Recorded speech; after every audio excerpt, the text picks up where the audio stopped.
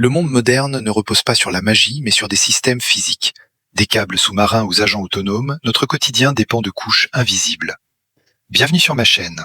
Fasciné par les capacités exponentielles de l'IA, je consacre ce canal à décortiquer ce qui se cache sous l'interface. Ici, le jargon technique est inévitable, mais il est systématiquement expliqué. Si vous cherchez à comprendre la réalité derrière le code, bienvenue. Suivez l'exploration. All right, today we're diving into a perfect storm that's brewing at the intersection of AI and cybersecurity.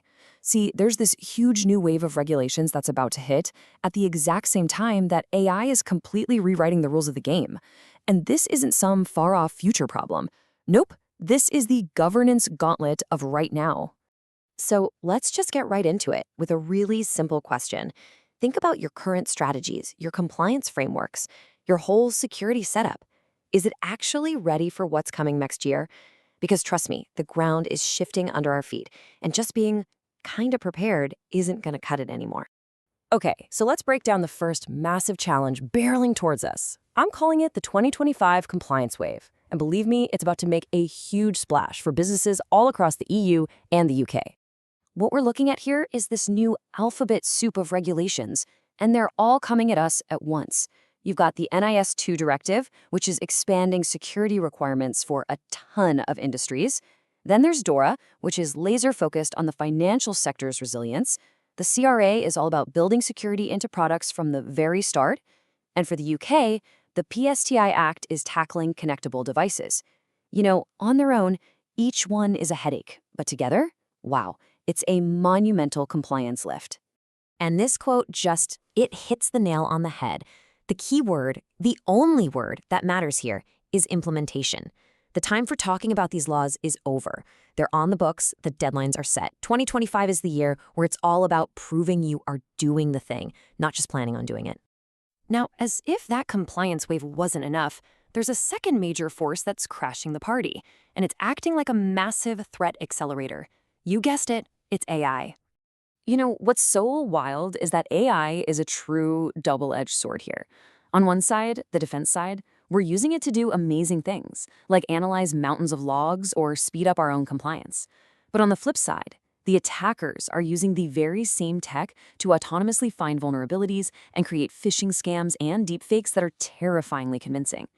The same tool that helps us build our castle walls is also giving the invaders a better catapult. And if you think that sounds like something out of a movie, think again. This is real. An AI model called Mythos actually did this. It found brand new vulnerabilities, we're talking 0 days, and automatically chained them together to create a working exploit. And the scariest part? It wasn't specifically trained to be a hacker. It just got better at reasoning. The game has absolutely changed. But the threat isn't just external, not by a long shot. Take a look at this number, 54%. What do you think that represents? Well, it represents a huge internal problem. Over half of businesses are openly admitting they jumped on the AI bandwagon way too fast, long before their own safety rules could catch up. And this has created this massive issue called shadow AI. It's basically your employees using all sorts of unauthorized AI tools, feeding them sensitive company secrets, and creating security blind spots the size of Texas. So, you've got a compliance tsunami on one side and an AI-powered threat landscape on the other. This is the pivot point. This is that moment where we have to look around and admit that the old rulebooks, the old ways of doing governance, they're just not working anymore. I absolutely love this quote from Pascal Fremont. It's so blunt and it's so true. The old way of doing things, static policies in a binder, mountains of paperwork, and checking a box once a year, that's not just slow anymore. It's actively dangerous. In a world of AI speed threats, that old bureaucratic approach is a recipe for disaster. And hey, even our first attempts at modernizing with automation are hitting a wall.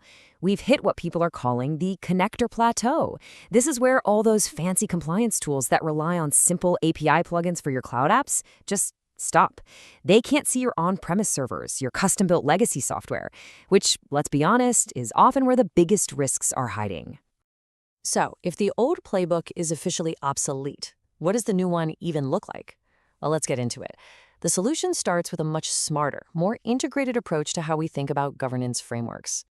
Okay, first things first, where do we focus our energy? The brand new NIST Cyber AI profile gives us a fantastic roadmap. And if you look closely, one thing just jumps off the page. The protect function has way more high priority items than any other category. That's a huge clue. It's telling us exactly where to start, right here, by beefing up our protective controls around AI systems. So, how do we actually structure all this? Well, we can bring together two really powerful frameworks. Think of it like this. ISO 42001 is the what. It's like the architectural blueprint for your AI-ready house. It's certifiable, and it proves to auditors you have a solid structure. Then you have the NIST AI Risk Management Framework. Think of that as the how. It's your toolbox. It gives your teams the practical guidance to actually build the house safely and correctly. You can't have one without the other. You need the blueprint and the tools. But frameworks alone aren't the whole story. They're just the beginning. The real long-term solution demands a fundamental change in how we think and what tech we use. Because the future isn't about passing an audit once a year. It's about earning and maintaining trust continuously. And this big shift has a name: agentic assurance. This is the next evolution, folks. We're moving away from simple automation that's basically just a glorified checklist. Did you do the task, yes or no? Instead, we're moving toward active, AI-driven agents that are constantly, 24/7, testing our security controls to see if they're actually working. Everywhere, all the time. And here's the crucial piece of the puzzle. For agentic assurance to work, we have to start treating these AI agents like we treat our employees. That means extending our zero trust principles, things like never trust, always verify, and giving them the absolute minimum access they need to do their job, to the AIs themselves. Every AI agent needs an identity, it needs clear permissions, and it needs to be watched, just like any person on your network. I know this all sounds like a mountain to climb, but you can start with a practical 5-step plan. 1. Map your obligations. Seriously, figure out exactly which of these new laws apply to which of your products. Don't guess. 2. Conduct a gap analysis. Be brutally honest with yourself about where you're falling short. 3. Establish governance. This isn't just an IT problem. You need owners in legal, product, and security. 4. Embed security by design. Stop trying to bolt security on at the end. It's too late and too expensive. And finally, 5. Build operational resilience. Plan for when things go wrong, not if. And all of this brings us to one final critical question that I want to leave you with. In this new world where an AI agent can act all on its own at machine speed, can you prove what it did?